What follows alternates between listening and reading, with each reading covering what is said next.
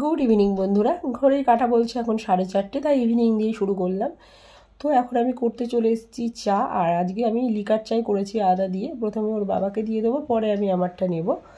তো তোমাদের যেটা বলা হয়নি, আসলে শ্যুটটা আমি করেছিলাম, কিন্তু কোনো কারণের জন্য হয়তো শ্যুটটা ডিলিট হয়ে গেছে। তো আমরা একটু ঘুরতে যাব, প্রায় অনেক দিন পরে ঘুরতে যাব, অনেক দিন না অনেক বছর পরে ঘুরতে যাব কাছে ধারেই বাঁকুড়া বিষ্ণুপুর ওইদিকে আর কি ঘুরতে যাব। তো বর কয়েকটা জামা কাপড় নিয়ে বসেছে একটু ইস্ত্রি করার জন্য, তো ওকে ওখানেই চাটা দিয়ে আসলাম। দিয়ে ভাবলাম যে না চলো একটুখানি কিছু খাবার করি, তাই পাউরুটি দিয়ে দেখো মানে কিছু একটা খাবার করে নিলাম ভেতরে আলুর পুর দিয়ে। তো এটা হচ্ছে আমার, এটা আমি নিয়ে এই ঘরে বসে বললাম আর ওকে ওই ঘরে দিয়ে দিয়েছি। এদিকে আমার ব্যাগ গোছানো কমপ্লিট, চলে এসেছি তোমাদের সাথে ব্যাগ গোছানোটা শেয়ার করার জন্য। তো ভেতরে ভয়েসটা কেটে দিলাম, চলো ব্যাগটা তোমাদের সাথে শেয়ার। ওপরেই চাদর রয়েছে দুখানা, আমি দুটো কুর্তি নিয়েছি, শাড়ি আর নিইনি, মেয়ে বললো শাড়ি নিতে হবে না, বড়েরও তাই দুটো ড্রেস নিয়েছি, আর বেডশিট, ব্ল্যাঙ্কেট, ছোট্ট একটা পাতলা পাতলা কম্বল রয়েছে, এই তো। আর কি, আর এদিকে দেখো ব্যাগ হয়েছে, তারাও দেখায়। আমি কাঁধে এই ব্যাগটা নেবো, ঠিক আছে, এটা নিলে কি এটাতে কিছু জিনিস যাবে, ওই জন্য এখানে এটা বরের ব্যাগ, এখানে আছে খাবার আছে, জল আছে, আর জুতোর একটা ব্যাগ যাবে, ছোট্ট একটা ব্যাগের মধ্যে ঘরে পরে জুতো নিয়ে নেবো। চলে এসেছি বাসের কাছে, চলো তোমাদের একটু বাসটা দেখিয়ে দিই, তারপরে বাসে উঠে পড়বো। ব্যাক ক্যামেরায় দেখাই, দাঁড়াও, খুব সুন্দর করে সাজিয়েছে বাসটাকে, দেখো এই হচ্ছে আমাদের বাস, ঠিক আছে। আমাদের বাস ছাড়ার কথা ছিল সন্ধ্যে 7টা 7:30, সেই বাস ছেড়েছে 9টারও পরে। যাই হোক চলে এসেছি বাসের কাছে, বাসে উঠেও পড়েছি, হয়তো কিছুক্ষণেই বাস ছেড়ে দেবে। তো আমার না আইব্রো করা ছিল না জানো তো, তারপরে বরমশাইকে বললাম যে একটু আইব্রোটা করে আসলে ভালো হতো। তো যাই হোক রেডি হওয়ার পরে ও নিয়ে গেছিলো, নিয়ে গিয়ে আমার আইব্রোটা করিয়ে এনে দিয়েছিল। এদিকে দেখো গাড়ি ছেড়ে দিয়েছে।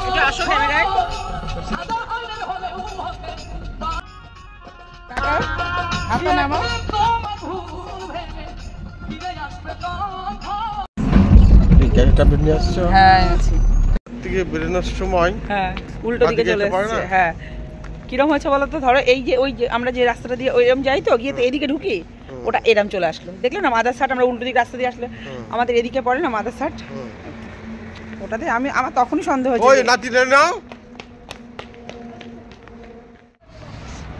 এটা কোন পেট্রোল পাম্পটা? হ্যাঁ হ্যাঁ। তো এখানে পেট্রোল পাম্পে গাড়িটা দাঁড়িয়েছিল পেট্রোল নেওয়ার জন্য। আর দেখো গাড়িটা কি সুন্দর, তোমাদের সঙ্গে একটু শেয়ারও করলাম, কেননা তখন তো দেখিয়েছিলাম অন্ধকারে, তোমরাও বুঝতে পারোনি। যাই হোক, তো এখানে পেট্রোল নেওয়ার ডান, আমরা একটু নেমে ঘুরে টুরে দেখলাম।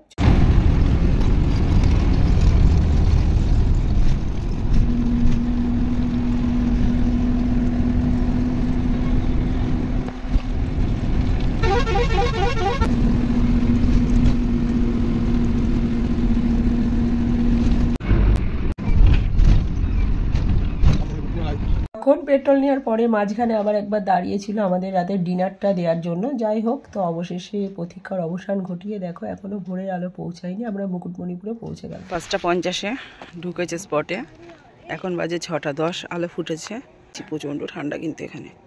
আরেকজন তো আগেই বেরিয়ে গেছে, যে তার ব্যাগও আমার কাছে, আমার ব্যাগও আমার কাছে, দুটো ব্যাগ নিয়ে আমি ঘুরে বেড়াচ্ছি, দেখতেও পাচ্ছি না কোথায় গেল কিছু নেই।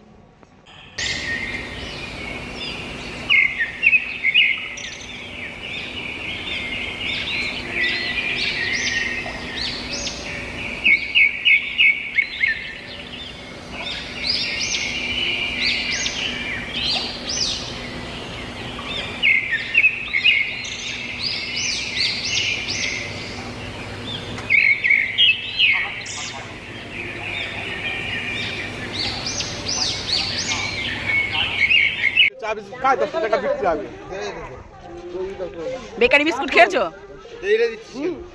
তা তো খাবাই।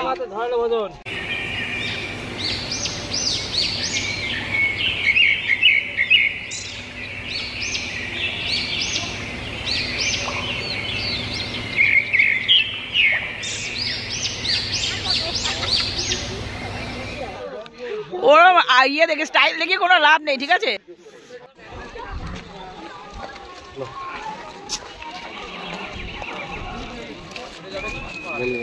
ওনার বউনি হলো।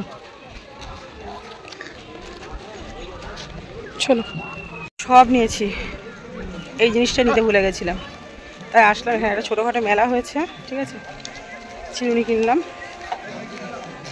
খাবো, খেয়ে দিয়ে তারপর ফ্রেশ হবো।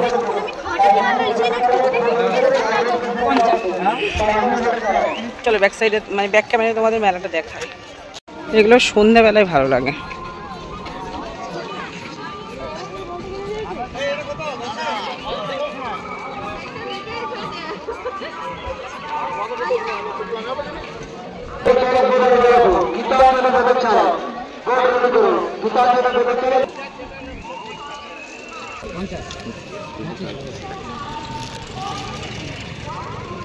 চলো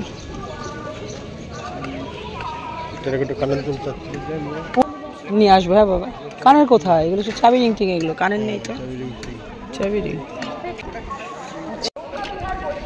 ভালো লাগছে কিন্তু অনেকটা বড়, এত বড় কোনো দরকার নেই না।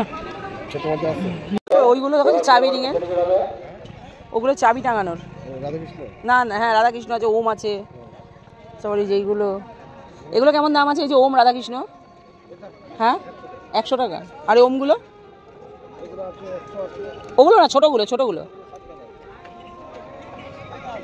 চলো পরে আসবো। হ্যাঁ হ্যাঁ, সিংহের মুখ আছে, সিংহের মুখগুলো বেশ ভালো, সিংহ বলছি, হরিণের মুখগুলো খুব সুন্দর লাগছে। আছে তো 130 টাকা জোড়া, দুটো দুটো। আচ্ছা আচ্ছা, ও ছোটোগুলো, আচ্ছা আচ্ছা আচ্ছা, 270 240। চিরুনি কিনে নিয়ে আসার আগে মানে আমাদের যে দলবল ছিল তারা সবাই এই পথ দিয়েই গেছে, মানে বলছিল এদিকে আসার কথা। তো আমি দেখলাম বর তো হাঁটতে পারবে না, ওকে বললাম তাও যাবে, বললো না না এতটা হাঁটা আমার পক্ষে সম্ভব না। তো যাই হোক, সেই কারণের জন্য আমরা দুজন চলে গেছিলাম ওদিকে চিরুনি কিনতে। তো চিরুনি কিনে ছোট্টখাট্টো মেলাটা ঘুরে আসলাম, দিয়ে দাঁড়িয়েই ছিলাম। হঠাৎ কী ভূত চাপলো আমার মাথায় জানি না, আমি চলে আসলাম কিন্তু একা একা এদিকে। দেখো পথঘাটগুলো কীরকম শুনশান, লোকজন আছে কম। একা একা চলে এসেছি অনেকটা, কি ভয় ভয় লাগছে সামনেরটা দেখে। তবে এখানে আছে আমাদের বাসের কয়েকজন দেখছি, অনেকটা আমি একাই আসলাম। দেখো কীরকম জায়গাটা।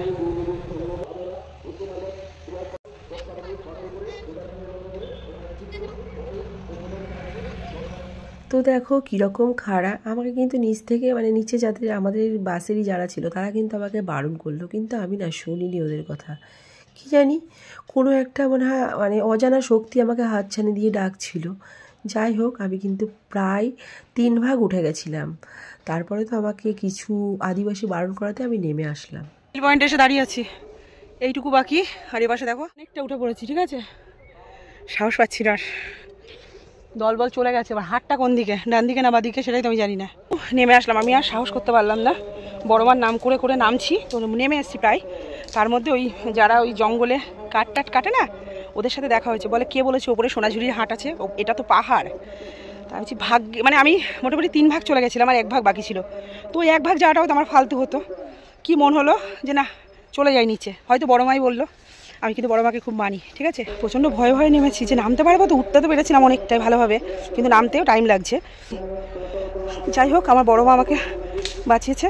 বড়মাই বলেছে যে যাস না আর, ঠিক আছে, না হলে আমি অতটা উঠে কেন উঠলাম না, বাদ বাকিটুকু ওটাও তো আমার ওঠার কথা ছিল। আর একটুখানি আছি, একদম সোজা চলে যাবো বাবা, আমার বড় আমাকে বকবে। ওকে আমি বললাম যাবে, বললো না যাবো না। আমি তাহলে চলো চিরুনি আনতে ভুলে গেছিলাম, চিরুনিটা কিনে আনি। বলে হ্যাঁ চলো। দুজন মিলে গেলাম, ওইদিকে ছোট্ট মেলা মতন আছে, ওইটা ঘুরলাম, ঘুরে চিরুনি কিনে নিয়ে চলে আসলাম। এসে ওইখানে দাঁড়িয়ে আছে, আমি ফট করে চলে এসেছি এদিকে। এসে তো উঠলাম, ফালতু পুরো নিজের এমনি পায়ে ব্যথা বাবা, পুরো ঘেমে গেছি। এতক্ষণ মনে হচ্ছিল সোয়েটার 2টো লাগবে, রোদ উঠেছে বলে একটা পরেছি, কিন্তু এখন পুরো ঘেমে স্নান করেছি। আমি হাঁপিয়ে গেছি পুরো, তোমরা বুঝতেই পারছো না আমার কথাতে। দেখো নিচ থেকে তোমাদের শুধু খারাপ একবার দেখ, কত টাকার শেষ কিন্তু দেখতে পারবে না। এবার জুম করে যদি দেখাই, দেখো এখন কিন্তু সত্যিই দেখে ভয় করছে যে আমি কোথায় উঠেছিলাম, মানে বুঝতে পারছো। আমি এই যে এইখানে দেখো 2টো গাছ দেখা যাচ্ছে, ওইখানে চলে গেছিলাম। এই যে 2টো গাছ, এই যে মহিলাগুলো ওরাই আমাকে বললো আর যেও না। আমি নেমে আসছিলাম তখন, আর দেখো চারিদিকে কি অবস্থা। আমি কিন্তু প্রচণ্ড ভীতু, কিন্তু কি করে যে আমি গেলাম এত জঙ্গলের মধ্যে জানি না। আমি কেউ বোধহয় আমাকে হাতছানি দিয়ে রাখছিল, আর বড় আমাকে না করছিল যাস না। ঘাট নিয়ে খেতে আসলাম। কেমন রাস্তাগুলো ঢাল, যেদিকেই যাই সেদিকেই এইভাবে ঢাল, আর এই ঢাল বলে মানুষ হাতে হাঁপিয়ে যায়। আমি এখানকার লোকের জীবন কত কষ্টের, আমরা কত ভালো থেকেও আমরা মনে হয় নিজের সুখে সুখী নয়। সুখ দেখে ভাবি ও খুশি, আমরা খুশি নয়। ও আবার আমার সুখ দেখে ভাবে আমি ভালো আছি, সে ভালো নেই। এর জন্যই বলে নদীর এপার কহে ছাড়িয়া নিঃশ্বাস, ওপারেই সর্বসুখ আমার বিশ্বাস। আমরা কেউ নিজের সুখে সত্যি সুখী নই। পার হবো, একটুখানি গেলে গাড়ি। এবার খাবো, খিদে পেয়ে গেছে। এসেই খেতে বসে পড়েছি, খুব খিদে পেয়ে গেছিল। খাবারে ছিল ডাল আর ডিমের ঝোল।